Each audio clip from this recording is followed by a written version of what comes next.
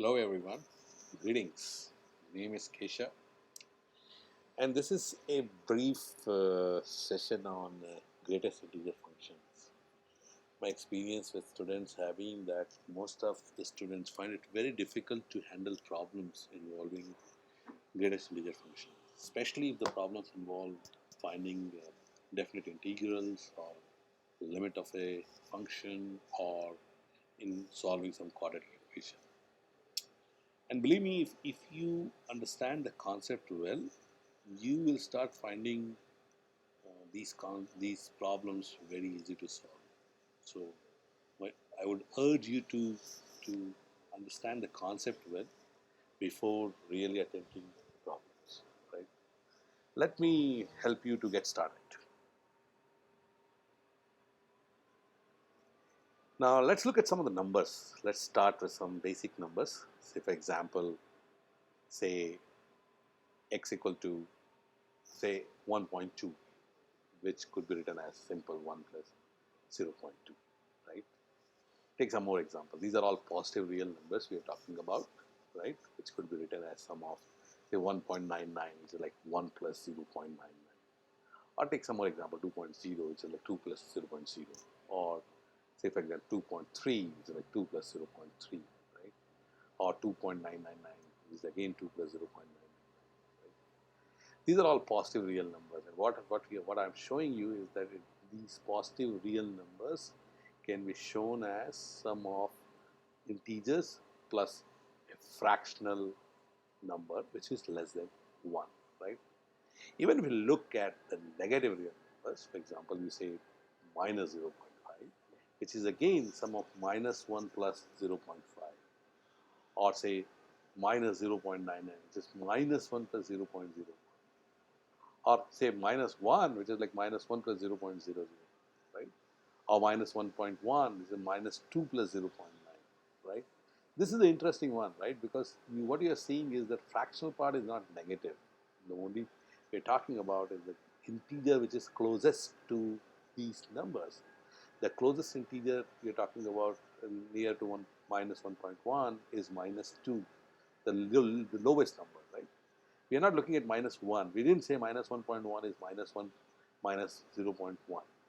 We are telling minus 1.1 is minus 2 plus 0.9. That is the integer closest to minus 1.1 and the smallest one, right? Not the greater than 1.1, right? Similarly, we can write other numbers like minus 1.99, like minus 2 plus 0.01, and it goes on, right? So I guess you understand this clearly. Let's move on, right? Now, so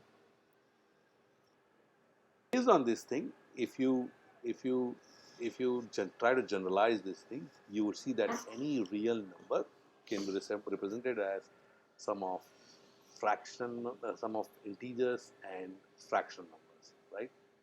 And the integral part, it could be negative or positive, whereas the fractional part has to be the less than one, right? So, and normally in normal presentation, the integral part is represented in square bracket, and the fractional part is represented in curly bracket, right? Now, with these information available, now we can say that now we are in a position to define what is greatest integer function, right? I think, and it's pretty easy if you focus on the English of it.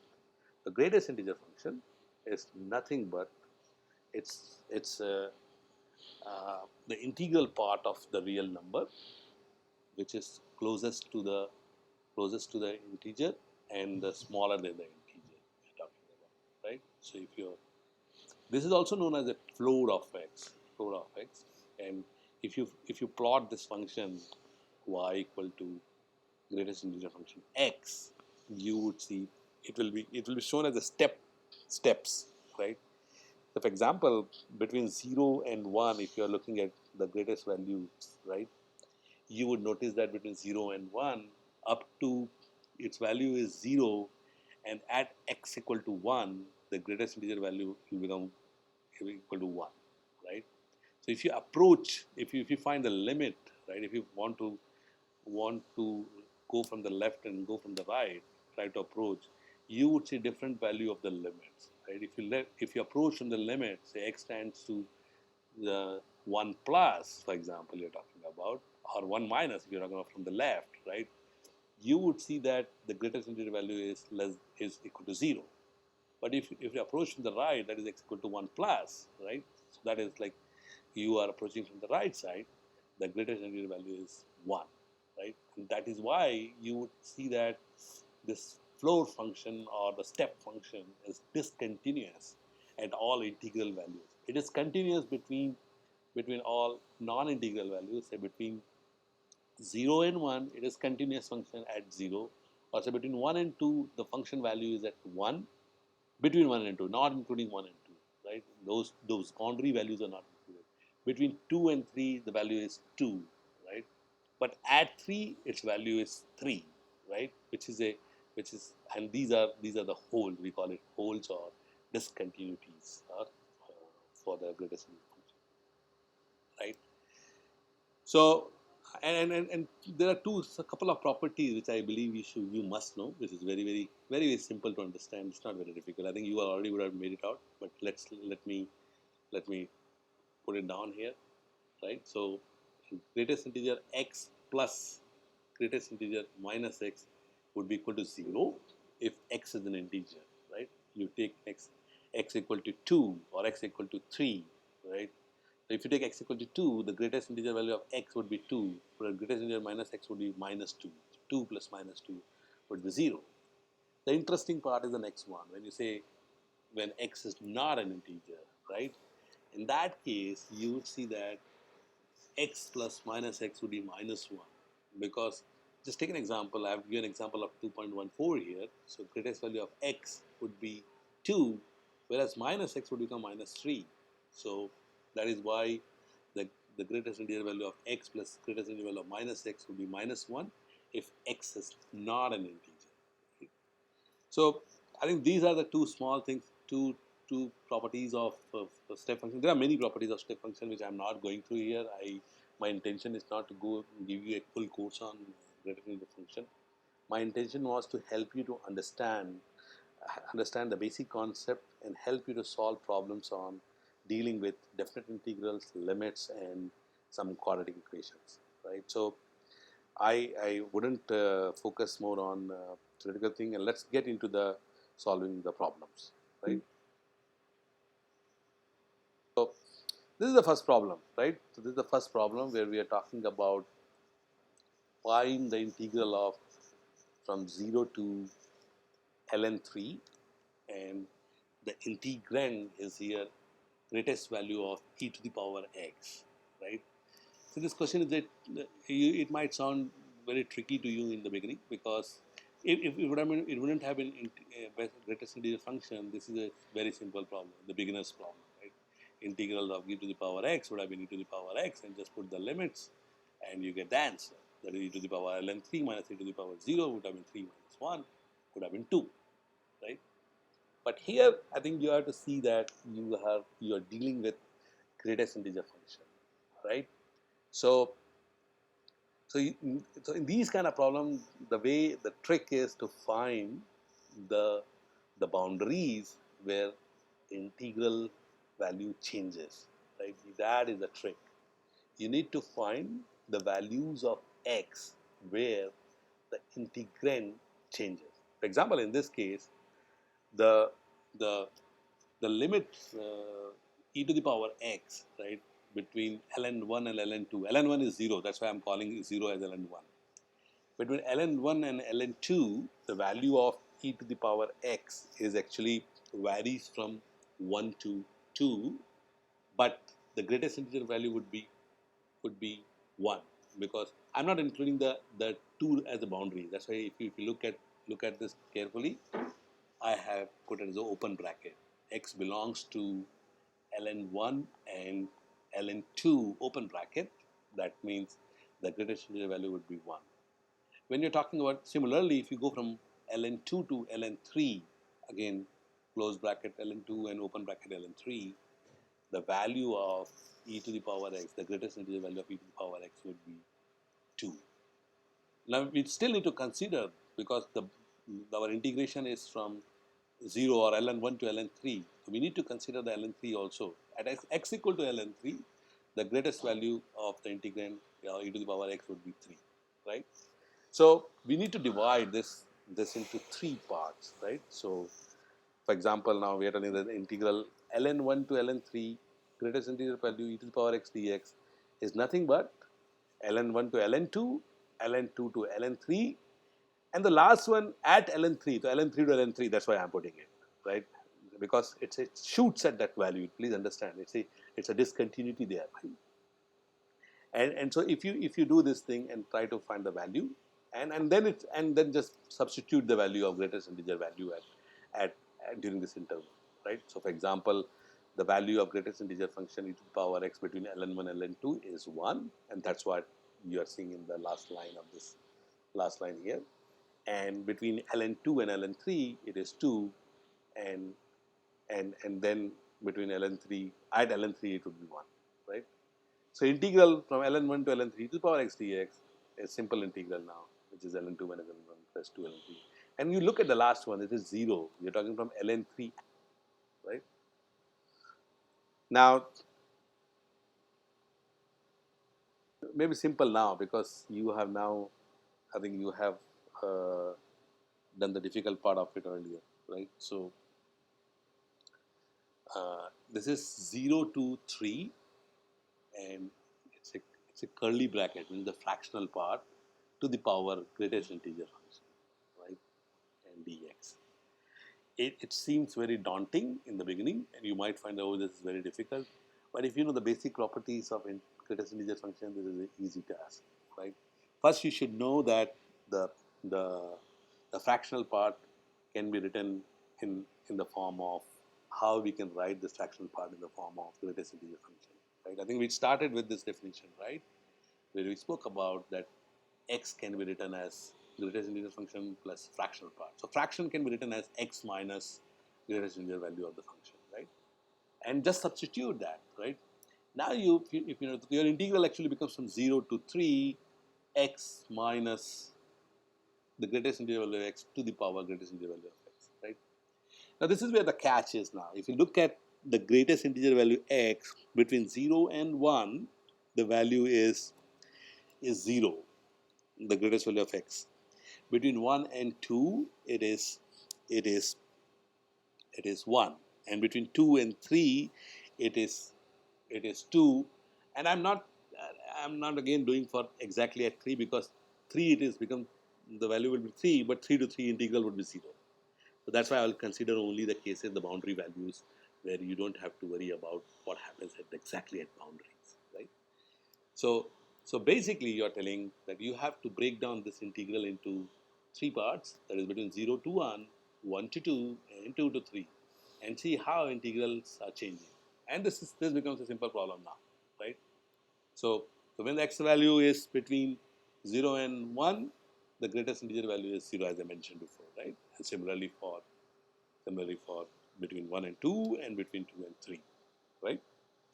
And so your integral will become nothing 0 to 3 x minus greatest integer value of x to the power x dx will become equal to 3 parts, as I mentioned, 0 to 1, and the greatest integer value is 0, plus 0 to 1 to 2, x minus 1 to the power 1, and 2 to 3, x minus 2 to the power 2 dx. Now this is a easy simple cakewalk now. I don't think we have to really solve this. This is a simple integral, right? If you do it, you will get 11 by 6, right? It's just a straightforward simple integral. Right? Now let's look at some more problems. I believe that now, because we have done a difficult problem, this will look a pretty simple problem. We are talking about, again, another integral where limits from 1 by pi to 1 by 2, right? Log of greatest integer value of 1 by x, right? And again, you have to look at how log greatest value of 1 by x changes when you move limits from 1 by pi to 1 by 2. What are the boundaries where this value changes, right? Now, if you closely look at it, when x equal to 1 by pi, this is like you're talking about 1 by 3.14, 1 by x will become 3.14, isn't it? So greatest value of 1 by x would become 3, because greatest value of 3.14 would become 3, right? And it will remain same until you're talking about x equal to 1 by 3, right? So basically your boundaries are going to change. So from 1 by pi to 1 by 3, its value would be the, the, the, the greatest integer value of 1 by x would be 3, and from 1 by 3 to 1 by 2, it would be 2. And that's about it. We have to do it, right? So this breaks down to two integrals, 1 by 3 to 1 by pi to 1 by 3, right? And 1 by 3 to 1 by 2. And value of 1 by x would be, of course, log greatest value of 1 by x would be 3, log 3 and log 2, right?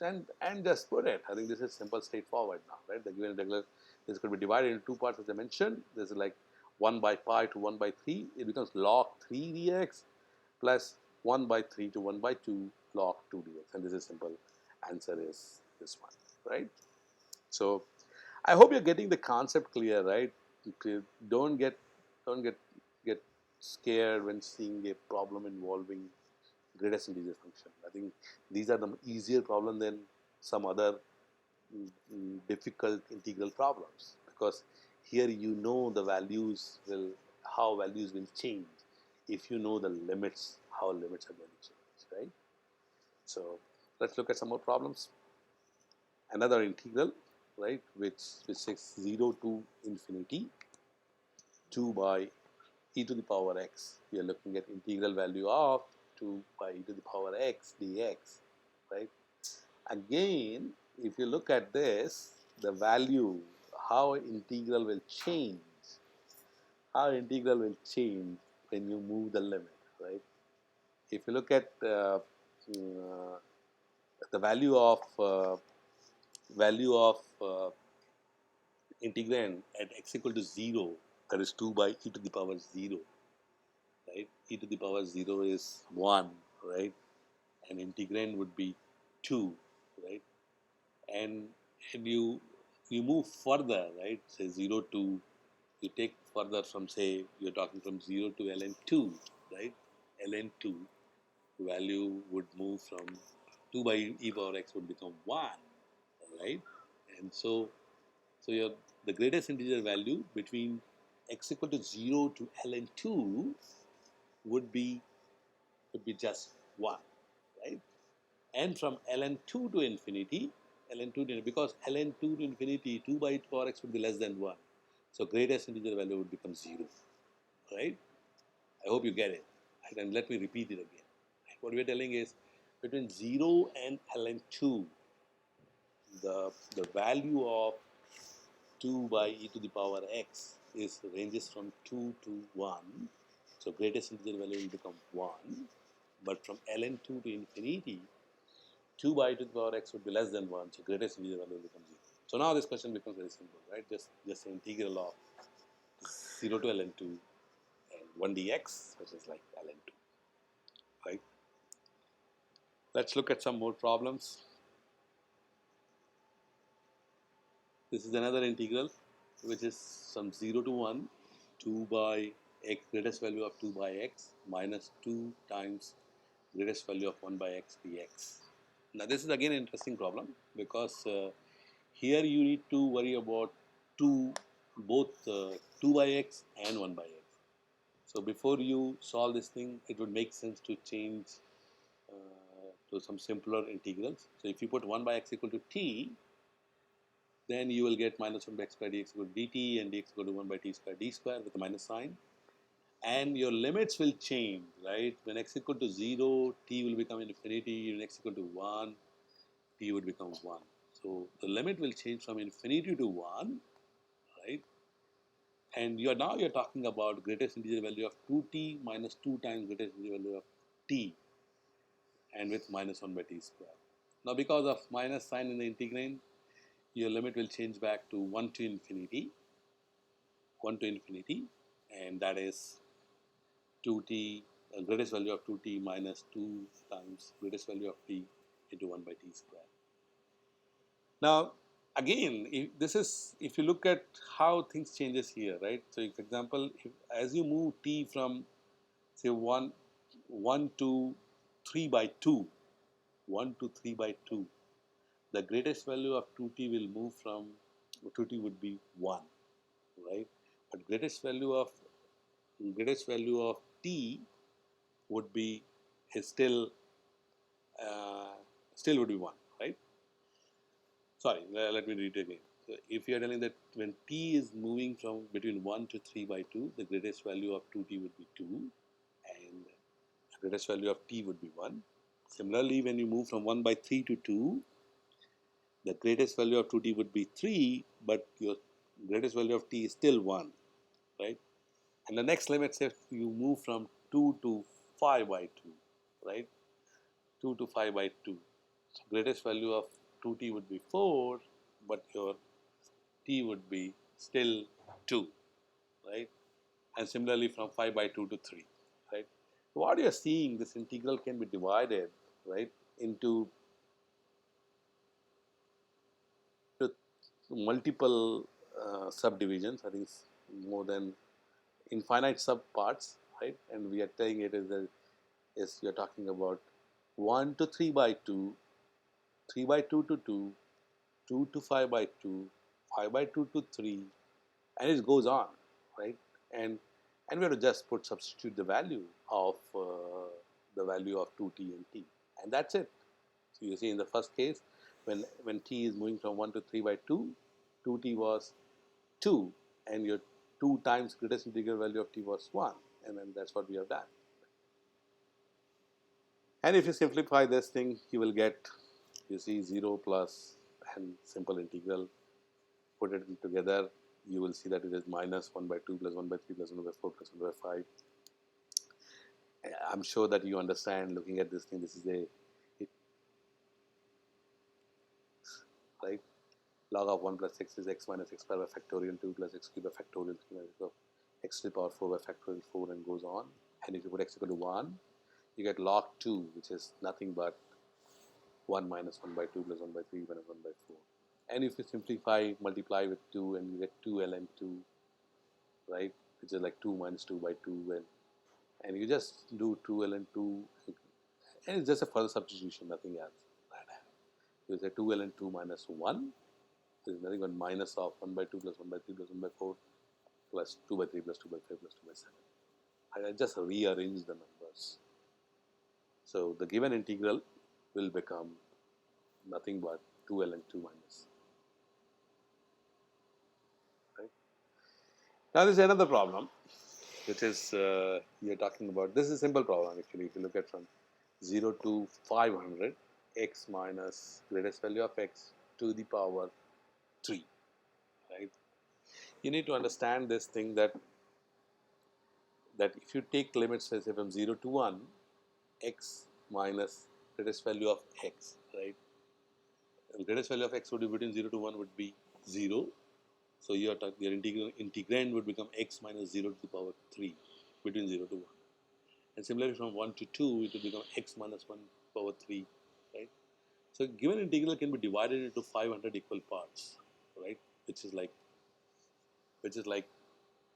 0 to 1, x minus 0 whole cube, plus 1 to 2, x minus 1 whole cube, 2 to 3, x minus 2 whole cube, integral of all these things, right?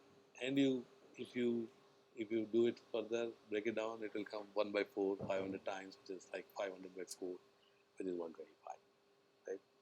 So easy integral, I think the catch was how do you break this question into based on where the integrand value changes or where the greatest value of x changes. And we know the greatest value of x changes between 0 to 1, 1 to 2, 2 to 3, 3 to 4, and that's about it. Let's look at next problem. And maybe the most difficult problem in this lesson, where you are seeing the greatest integer function both in the limits as well as the integrand, right? So you have to be careful when you are changing the limit. For example, in this particular case, when x changes from 1 by 3, right, x changes from 1 by 3 to 2 by 3, your greatest integer value of 3x would move from 1 to 2, whereas greatest value of x would be still 0 at 1 by 3, 2 by 3, right? So, and that is what the catch you should have here, right? If you look at the limits, how limit changes, right? Value of 3x, the greatest value of 3x when x is between 0 and 1 by 3 is 1, whereas the greatest value of x is 0. When we say greatest value of 3x is equal to 1 and x is between 1 by 3 and 2 by 3, and when x equal to 0 or for x equal to 1 by 3, right? And when you look at 3x equal to 2, when x is between 2 by 3 and 3 by 3, right? So I think that is the catch between 0 to 1 by 3, 1 by 3 to 2 by 3, and 2 by 3 to 3 by 3, and how the value of greatest integer value changes, right? And it can goes on further, 3 by 3 to 4 by 3, 4 by 3 to 5 by 3, 5 by 3 to 6 by 3, and further it goes on. So basically your integrals will be an infinite series,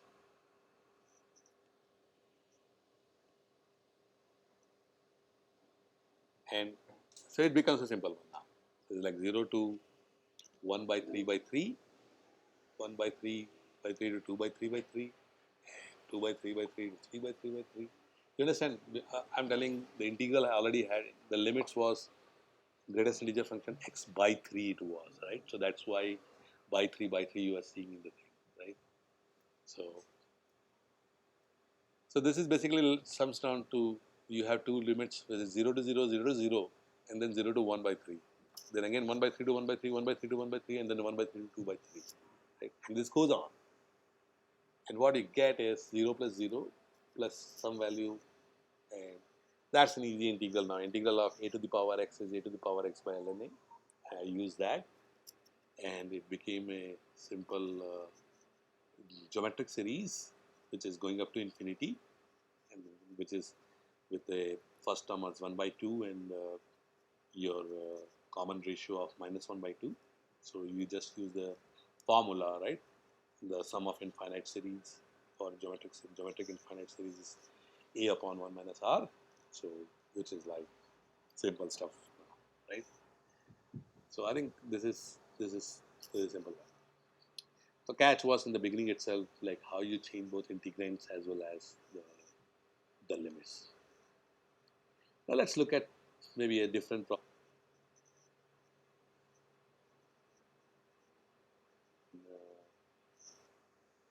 on quadratic equation, right? Quadratic equation involving greatest integer function. Now, see the interval is given here. I think it's very important to focus on the brackets also, whether the interval says closed bracket 0 to 2, means you need to take care of all the values, both x equal to 0 as well as x equal to 2, and all the values between x equal to 0 to 2. So now you need to, when you are breaking down this equation into multiple scenarios, you have to look at all the options. For example, the greatest value of x between 0 and 1, 0 including, right, including 0 and 1 open bracket, would be 0. The integral value of greatest integer value of x when x is between 1 close bracket 1 to open bracket 2 would be 1, and at x equal to 2, of course greatest value of x would be 2, right? So we have to consider three conditions now. That is x when x belongs to close bracket 0 open bracket 1 close bracket 1 open bracket 2 and x equal to 2, and then solving the condition. So that is, now it will become an easier question. As I mentioned, so I take in the first condition where x belongs to 1, your equation will become x square minus 4x plus 0, either x equal to 0 or x equal to 4. And because x equal to 4 cannot be the possible solution because x belongs to closed interval 0 to 1, so x equal to 0 is a possible solution there, right? Now look at the other possibilities. X belongs to close bracket 1 open bracket 2, right? Here the greatest integer value would be x equal to 1, so your equation would change to x square minus 4x plus 1 equal to 0 when x belongs to close bracket 1 open bracket 2, that is between 1 and 2 including 1. And here equation changes x square minus 4x plus 1 equal to 0, and when you solve this thing we'll get x equals to 2 plus minus root 3, which is which none of them belongs to 1 and 2. So no solution exists for this particular case. And when you say x equal to 2, the greatest integer value where x would be 2, the equation would become x square minus 4x plus 2 equal to 0, and x would be 2 plus minus root 2, and which is not equal to 2, so there is no possible solution for even the case when x equal to 2. So we have only one solution, that is x equal to 0 for the given equation. Right? I hope you get it. This is not that difficult.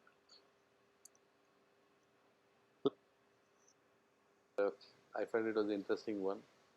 What is the value of 2 to the power 1001 plus 3 to the power 1001 divided by 2 to the power 1000 plus 3 to the power 1000? Now this is an interesting question, because if you look at this, in the bottom you have 2 to the power 1000 plus 3 to the power 1000. So goal should be is to get your numerator in the form of denominator, so that you can simplify this thing, right? You have to find the greatest integer value of this particular one. Now this is simple. Now if you understand this, the initial concept, then it's very easy. Just convert 2 to the power 1001 plus 3 to the power 1001 in the form of 2 to the power 1000 plus 3 to the power 1000. Which is simple, right?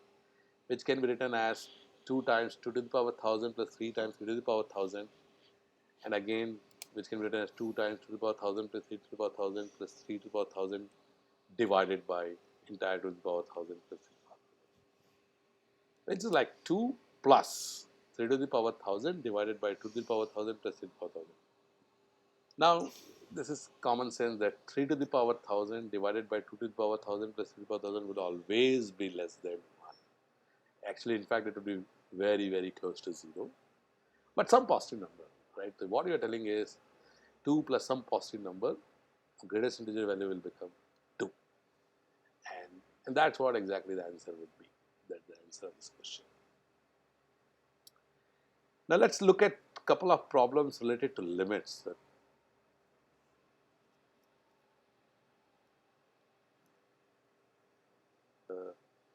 Where you would so here we have to find the limits. X tends to 0, tan x sin x by x square, but understand that we had this is in the greatest integer function, is that the square bracket is here to represent greatest integer function.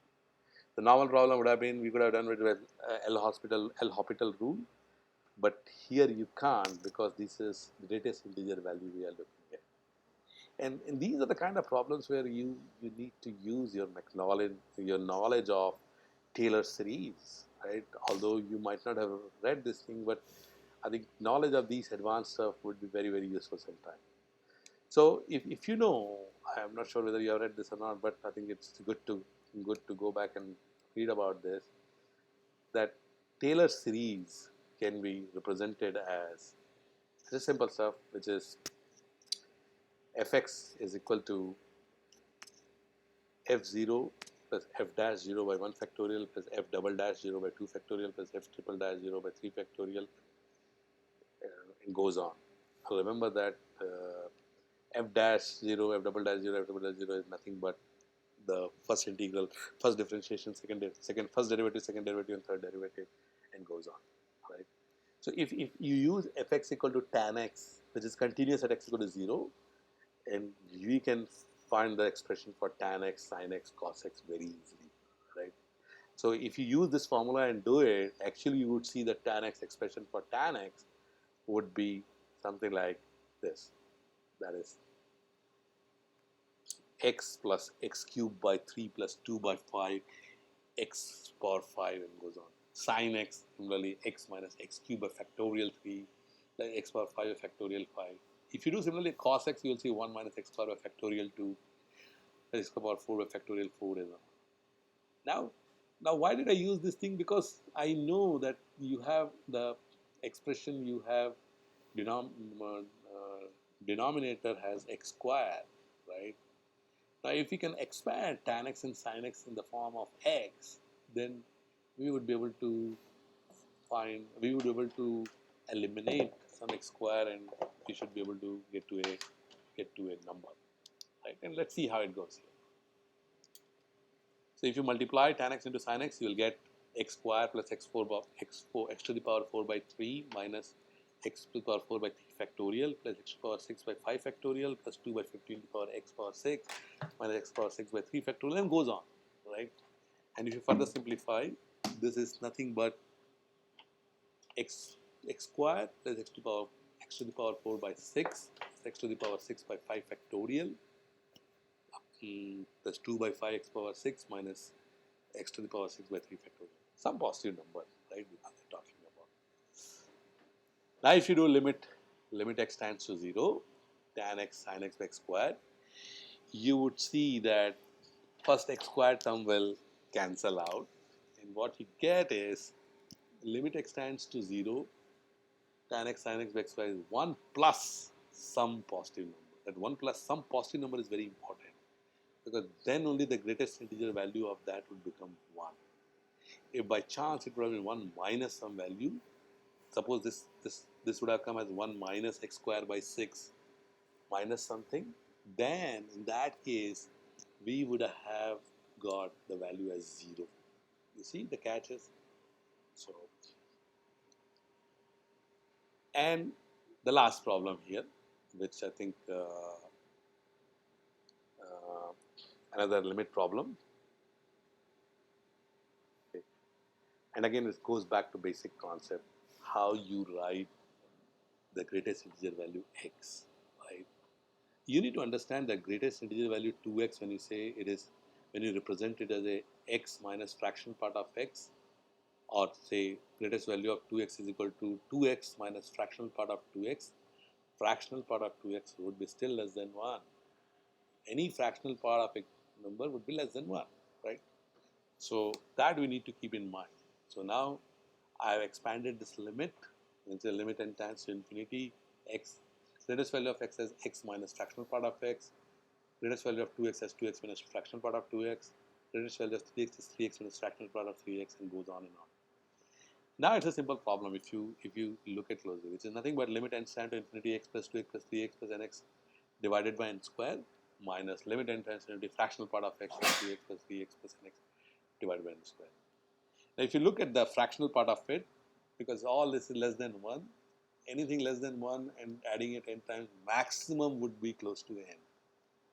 And then n by n square, limit n tends to infinity, you'll get limit n tends to infinity 1 by n, and which will tend to 0, right? So the part which contains fractional part would be 0, and you have to just worry about the other one, which is like limit n tends to infinity. This is your arithmetic series, and which is like n into n plus 1 by 2, n into, and that's a sum of n arithmetic series, right? N by 2, 2a plus n minus n into d. Right? And I use that, and I get, as I said, the fractional part would become 0 because of the reason I mentioned, right? And your limit would become limit n tends to infinity 1 by 2 plus x by 2n. And because n tends to infinity, what do we get is x by 2, right? So, and I think that's it for this session. I hope this was useful for you. Please feel free to leave your comments, and if there's any other doubts, please reach out to me. Thank you.